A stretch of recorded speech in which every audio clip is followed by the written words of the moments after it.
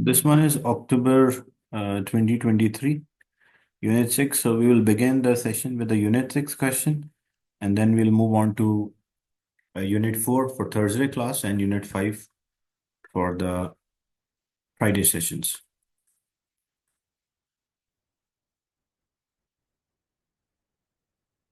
In the first one, a student investigated the force on a current carrying wire in a magnetic field.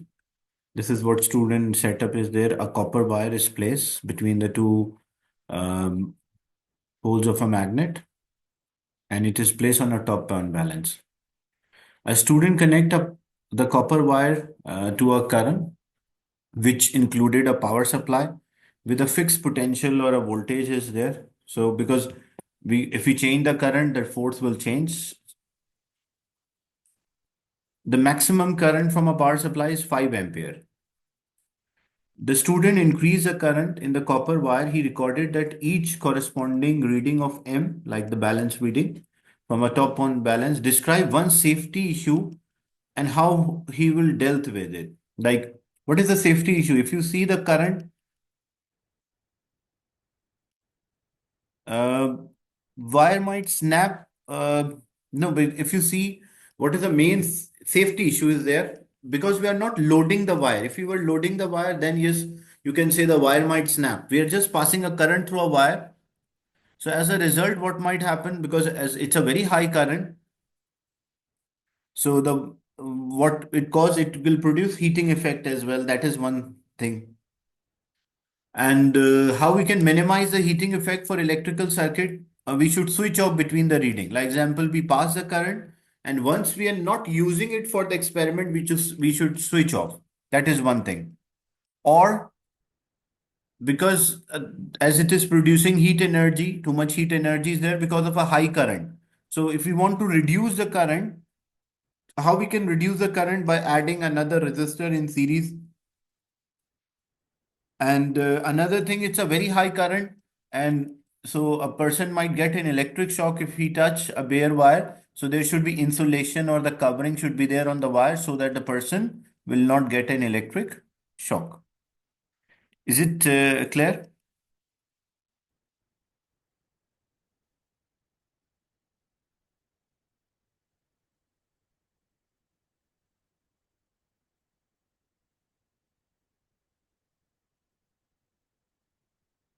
Next is complete the circuit diagram for this investigation.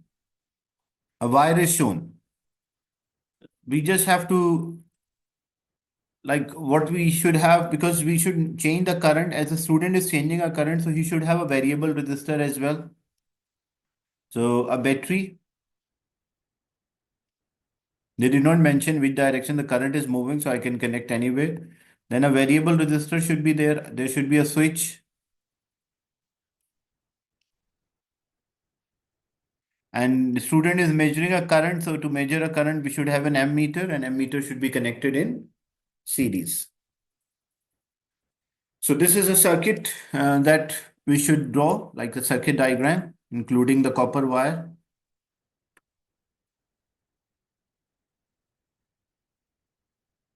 Next is student plots a graph of his readings as shown. Relation between M and I is given by this formula.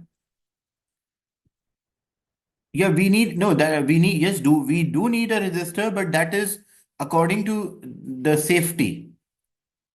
So if I connect a, like example, because we have a power supply, a fixed potential difference is there. So that is for the safety, we need a resistor, another resistor, so that the current will be limited. This is a graph the student plotted.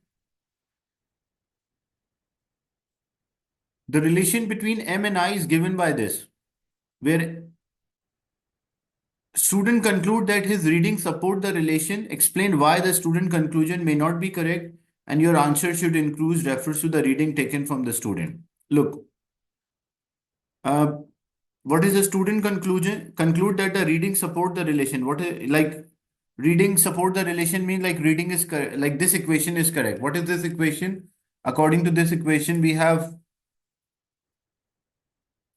M is equals to B L over G into I. So if we compare the equation of a straight line, that y is equals to mx. So on y-axis, we should have m that we are plotting. On x-axis, if we have current, what will be our gradient? Our gradient will be BL over G. Okay. But and so according to this equation, it must be a straight line because there is no y-intercept. It must be a straight line which is passing through origin. So the graph between M and I should be a straight line which is passing through origin. Is this graph passing? Like I just have only three readings. We have only three readings are there. So according to the equation, like according to the given equation or a relationship, that it should be a straight line which is passing through origin. So as a result, what we have.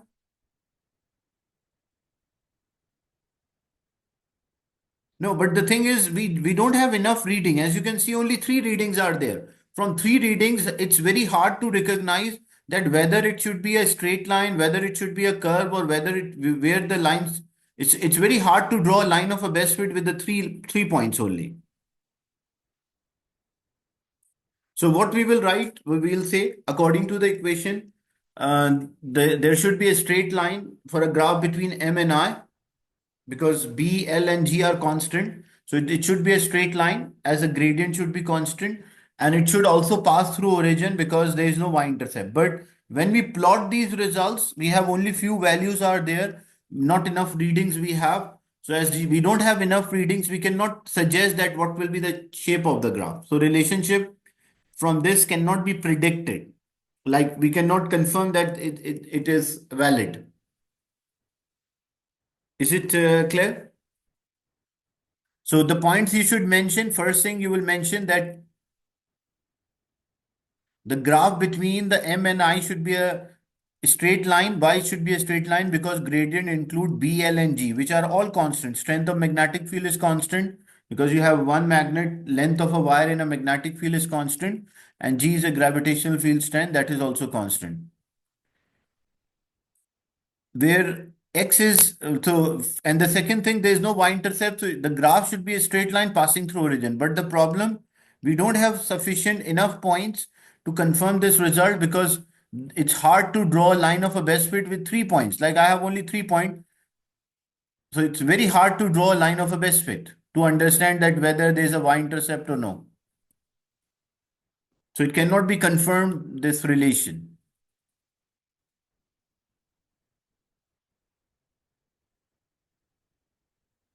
Next is question 2. A student determined the height h of a ceiling using a simple pendulum. So student is finding this h using a simple pendulum. What he did, student displays the sphere through a small angle so that it oscillates. She determined the time period when the center of the sphere was distance h from the floor.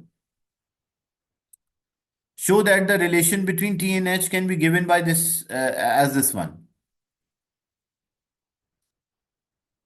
For t square is equals to 4 pi square h over g minus 4 pi square h over g. So how we can show that, because and it is oscillating, like the object is oscillating to and fro. So first we know the formula for the time period. If you recall the time period for a pendulum, the time period of a pendulum is t is equals to 2 pi under root L divided by G. That's a formula for the time period. Okay. Now, T is equals to 2 pi under root L over G. That's a formula for the time period. Now, what about L? L is the length of the pendulum, and what this is L. And what is L? This total is h, and the distance from the base to the pendulum, center of the mass of a pendulum, is small h. So the length of the pendulum is capital H minus small h.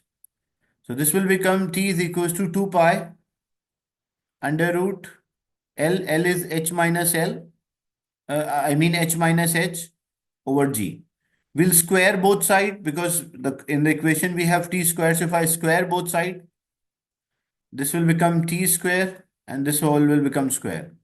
So this will become t square 4 pi square And this square of this one cancel with a root, so we are left with h, capital H, small h over. From where do we get the first formula is the time period formula. Yeah, the formula for simple pendulum. You have to remember that.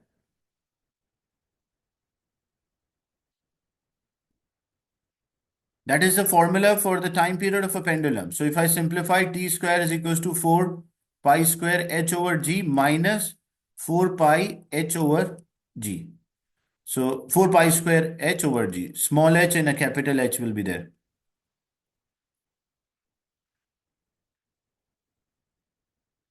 Here the formulas are given in the sheet. Simple harmonic 2 pi under root L over g. But which formula to use, that is what is important. That's why directly I wrote the formula. But because it's a very common formula from IGCSE doing this time period, that's why I directly wrote.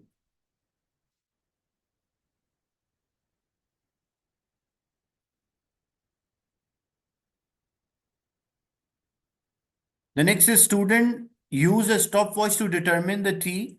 Describe a method using a pendulum to obtain h. Your method should include a suitable graph as well.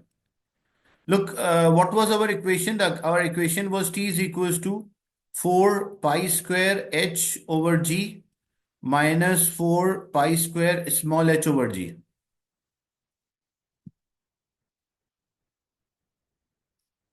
So what we can do here, uh, because we want to determine h, first we have to understand like which graph we will plot.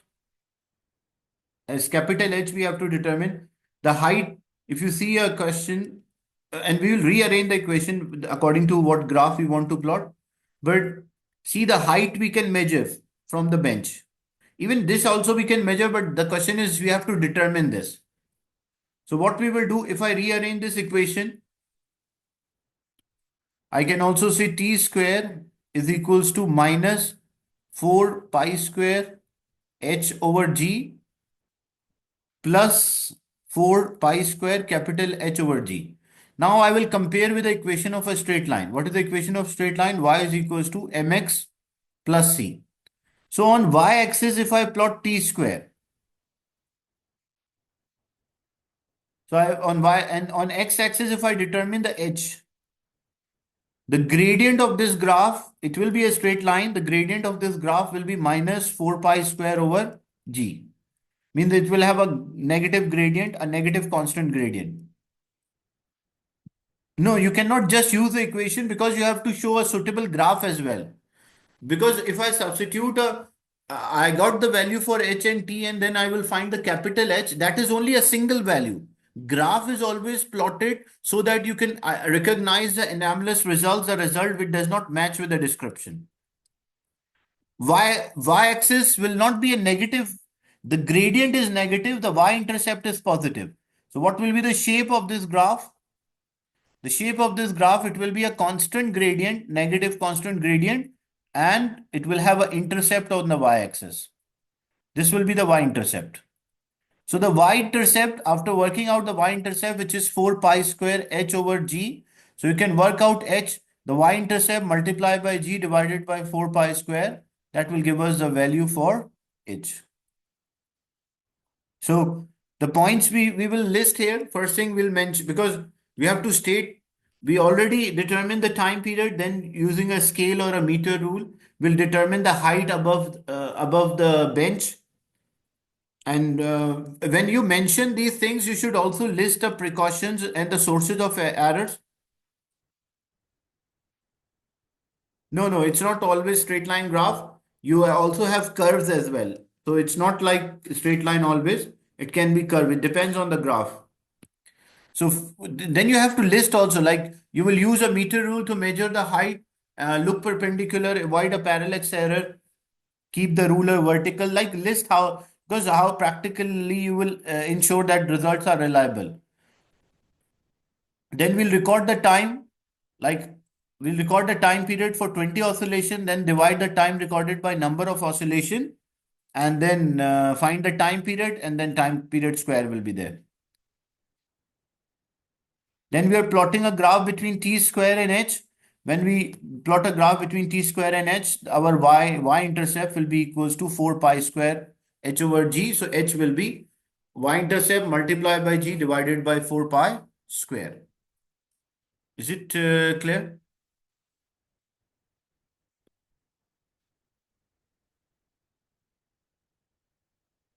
Is it clear how we determine? Okay.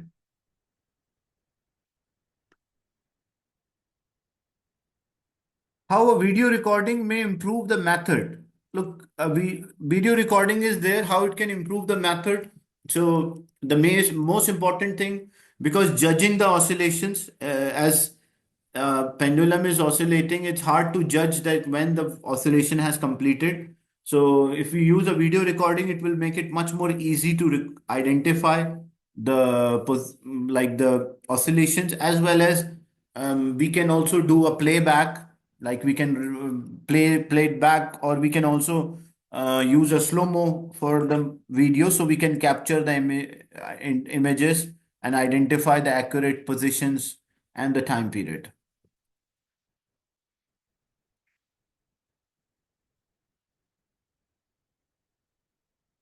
The next is the relation between the air pressure and the height above the sea level is given by this formula, that P is equals to P naught e raised to power minus B into H, where P naught is the air pressure at a sea level and B is the constant. Explain why a graph of ln P against H uh, can be used to determine B. Look, we have this. So if I take ln both sides, ln P is equals to ln P naught e raised to power minus bh. Now, whenever ln of two quantities multiplication is there, we write them as addition. So this will become ln A plus ln B. So this will be ln P is equals to ln P naught plus ln e raised to power minus bh. Now, ln and e are anti-function. They cancel out. Like if I have ln e raised to power a, so this will be equals to a, because the ln and e cancel out each other. So here this will become ln p is equals to ln p naught minus, because it's a, if it was bh, I will write bh, but it's minus bh. If I rearrange the equation, I can say ln p is equals to minus bh plus ln p naught. When I compare the equation here, y is equals to mx plus c. So on y-axis, if I plot ln p, on x-axis, if I plot, like on y-axis, if I have ln p, on x-axis, I plot the height, what will be my gradient? My gradient will be minus b. And so it will be a similar graph as the previous one. Gradient will be constant because they already mentioned b is constant. So the question is why a graph of ln p and h can explain why a graph can be used to determine the value for b. So why a graph between ln p and h can determine the value of b. So we will compare with the equation of straight line. So on y-axis, if we have ln p, on x-axis, if we have h, our gradient will be equals to negative b. So we can use a gradient of this graph to determine the value for b. Is it clear?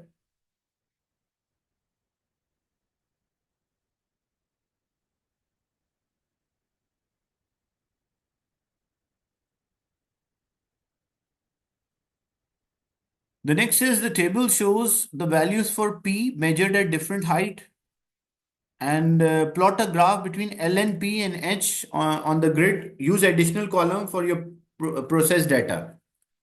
Look, what is the value of the p? The value of the p is kilopascal, like it is 97.7 exponent 3 Pascal, okay? Here what we need, because we want to plot a graph between ln p, we want to plot a graph between ln p and h. So we need ln p. So what will be ln p? So ln p will be ln 97.7. So don't forget to use this unit as well, okay? Like some student directly, they see a number 97.7 and they find the ln of 97.7. You will get a wrong answer, because the unit here is 10 power 3 like it's all are kilopascal, so it's 10 power 3 is there. So L 97.7 exponent 3. What's the answer here for the first value of LNP?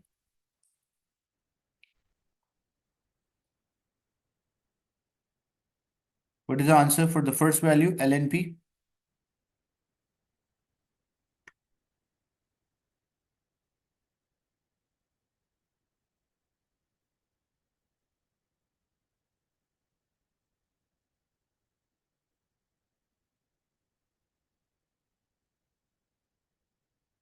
It's ln, not log. There is a difference between log values and ln values. On your calculator, I will open the scientific calculator. Yes, you can also say ln 97.7 kilopascal, that's fine. You can also use ln 97.7 kilopascal. Then the unit will also be in kilopascal. Like if you don't convert, let's say you don't use, I'm saying the two, like either you use the same number, like let's say you use ln 97.7. So if you use ln 97.7,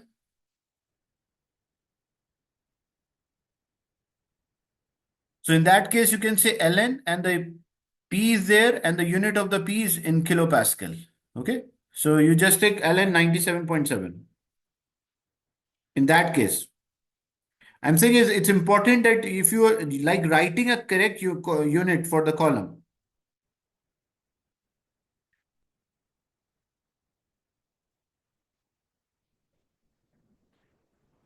So it will be 4.58. So you write 4.58.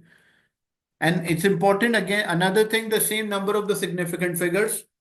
So if you want to convert, you can convert that, or if you use the same unit, but remember that it's very important that you write the units correctly, okay?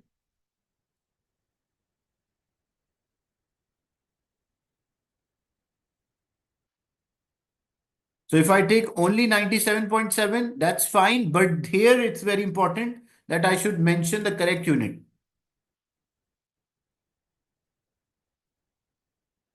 No, if you take ln, not log, ln. When I'm taking ln, it's giving 4 point something.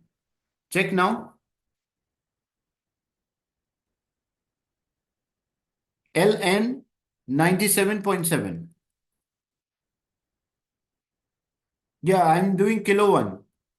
I'm just explaining, like, let's say if I took this in a kilopascal, if I took this in a kilopascal, I'll just take this number. If I took, so if I will get 4.58,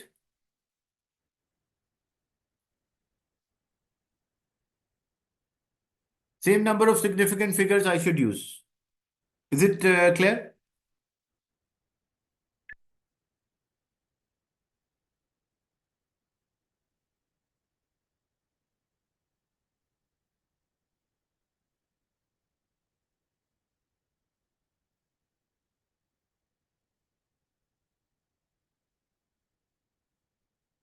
Then the next is determine the gradient of the graph. After plotting a graph, you will plot a graph between L and K, and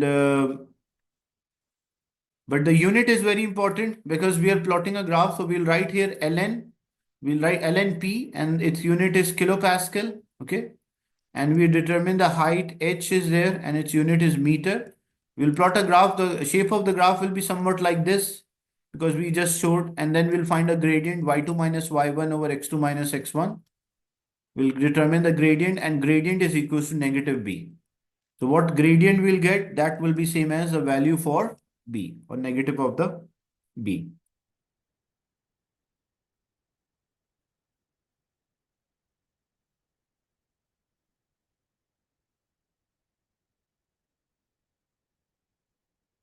The gradient of a graph is given by this. Determine m. So how we can, after finding a gradient, we have the gradient y2 minus y1.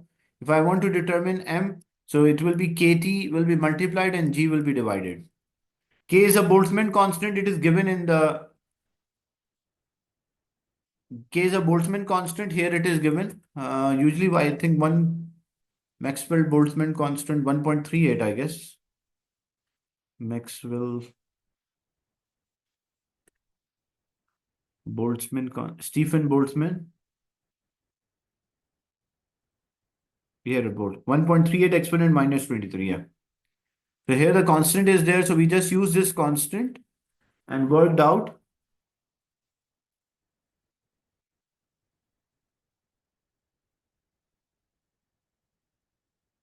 So we'll use that constant and work out there. Okay. The value for m. Just substitution. And then the lowest point on a dry land is 414 meter below a sea level. Determine the value of a p for this point. So how we can determine the p, as we have the equation is there. This equation we have in the beginning we P naught is there. We already determined B. What was B? B was a gradient. We determined that. H is a height. According to the question, it is like the last part. According to the last part, it is 414. And P naught is the normal atmospheric pressure.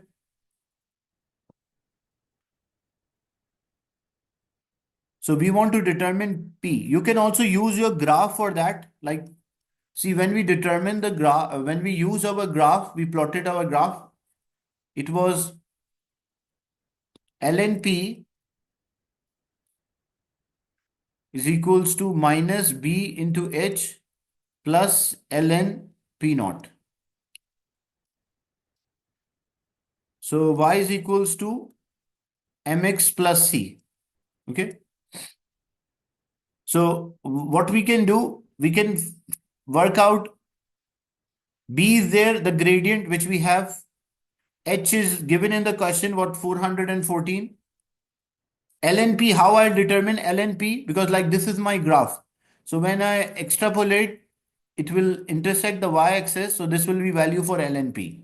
So using these values, I will find ln, like this is LNP not, I mean. Then using these values, I will get LNP. And if I got LNP, if I need P, so I just have to take anti-log. Like what answer I will get, I'll take an anti-log of that.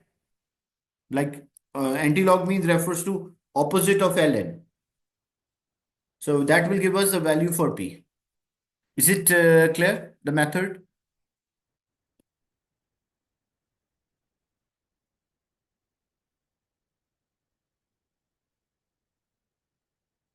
Is it clear? Okay.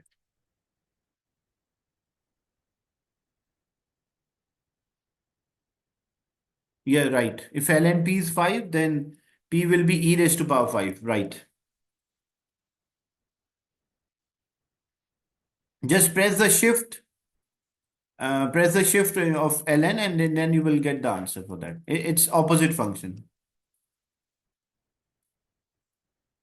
Look, if it is a log, like let's say log x is equals to 5. So then x will be equals to x will be equals to 10 raised to power 5. Okay. That is anti-function. And if it is ln x is equals to 5, then x is equals to e raised to power 5 because anti-function of ln is e and anti-function of log is 10 power.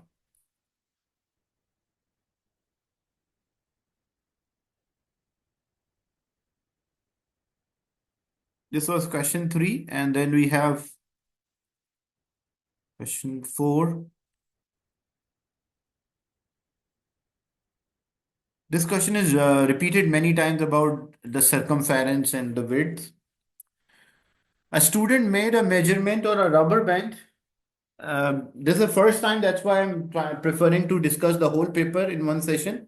But next like session onward, we'll just do a question or two from the paper. But because this is the first time we started, so I just want to explain the whole paper so that you will have an idea the variety of the questions in the exam. A student made measurements on a rubber band. So as shown, a rubber band is there, which is not to scale. thickness is T and this X. A rubber band has a rectangular cross-sectional area. The student use a micrometer screw gauge to measure the thickness. Explain one technique she should use to measure a thickness. Like whenever we are using a micrometer, what we should do, we should measure the thickness from different orientation so that and take an average. So we will minimize the random error, reduce the effect of random error. And check for zero error when we are using a micrometer. So when we check for zero error, we eliminate the systematic error. When you are repeating the experiment and calculating a mean or average, you are reducing a random error. So you have to mention the technique which you use and which error will be. Yeah, these are the fixed answer, right? For a micrometer, whenever the question is there, there's a fixed answer. There's no different answer every time when a micrometer question is there in front of you and they ask how micrometer should be used. So you will mention we should measure the thickness from different orientations and take an average, which will reduce the random error. Or we can mention check for zero error before placing the using a micrometer, and this will eliminate the systematic error. The student record the following measurements. The mean value for t is in millimeter. What is the mean here? When you see a question such like, you have to check whether the results, if any result appear to be anomalous, you have to ignore that, okay? And how you know that the results are anomalous? If you find like it is more average, when you're taking a center like average number, if the percentage difference is more than 10%, then you have to ignore that result. But in this case, and how to work out a percentage difference? Percentage difference is a maximum minus minimum divided by mean into 100. But it's of only one mark. But so sometime by looking at the numbers, you can identify that I have to include them. But sometime when you look at the numbers, you may not be able to recognize that whether you have to include. If one of the value was, let's say 1.21. So 1.21 is anomalous. So in that case, when I'm taking an average, I'll take only three of them. I'll ignore that anomalous result. So we just have to add them and divide it by 4. The formula for the percentage difference is a maximum value minus minimum divided by mean or average into 100. That's the formula for percentage. Determine the percentage uncertainty in T. How to determine the percentage uncertainty in T for a group data? First, how to determine uncertainty and then the percentage uncertainty. Uncertainty of a group data is a maximum minus minimum divided by 2. And the percentage uncertainty is the uncertainty divided by the mean or average into 100. That's the percentage uncertainty. So let's say, what's the average of these numbers? Can you say? The average of these numbers? Add them and divide by 4.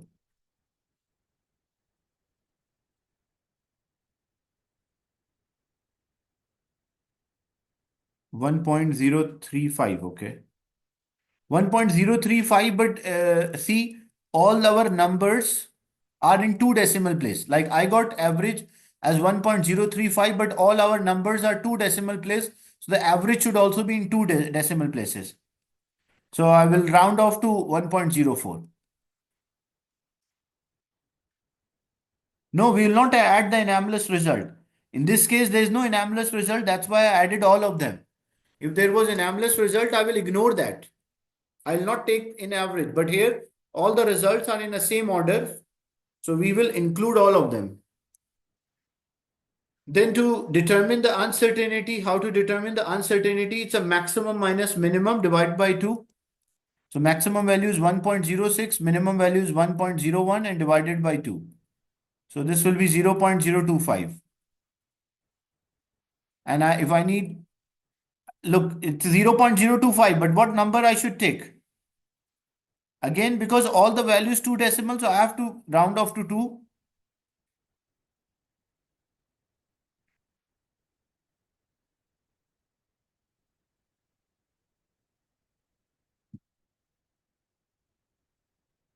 So 1.06 minus 1.01 divided by 2. So we got 0.025. So 0.03 is there. That is the uncertainty. I need a percentage uncertainty. 0.03 divided by average was 1.04 into 100. What's the answer? 2.9. Okay. How to uncertainty of a single? Uncertainty of a single measurement is depending on the instrument. If it is which instrument we use, according to that, we will write the uncertainty. Like example, if I'm using a micrometer, 0.01 millimeter is the least count of a micrometer. Uncertainty for analog instruments, like which are having markings, the half of the least count. This is the smallest which it can record. So uncertainty will be 0.005. So for a single measurement, uncertainty is because of the instrument. But for group data, the uncertainty is a maximum minus minimum divided by 2 and then divided by the mean into 100. So we got 2.9% uncertainty. Folding the rubber band and measuring the total thickness of a fold layer will reduce the percentage. Like what he's saying, if I fold the rubber band, I will have 4 folds. 1, 2, 3, 4 folds. And if I measure the thickness of these 4 folds, like if I measure the thickness of these 4 folds, it will reduce the percentage uncertainty. Like the effect, because look, the percentage uncertainty is the uncertainty divided by value recorded into 100. If I record a large value, then the percentage uncertainty will be reduced. So when we fold the rubber band, the value which we record, the measurement which we'll record, that will be a large. And the uncertainty is the same. So if uncertainty is not changing and the value recorded is a large value, so what happened to the percentage uncertainty? The percentage uncertainty will decrease. And by what factor it will decrease? Because if I was recording for 1, now I'm recording for 4. So if the length recorded is 4 times, so the if this is increased by 4, so this will decrease by 4. That's why the percentage uncertainty will be decreased by factor 4. Is it clear?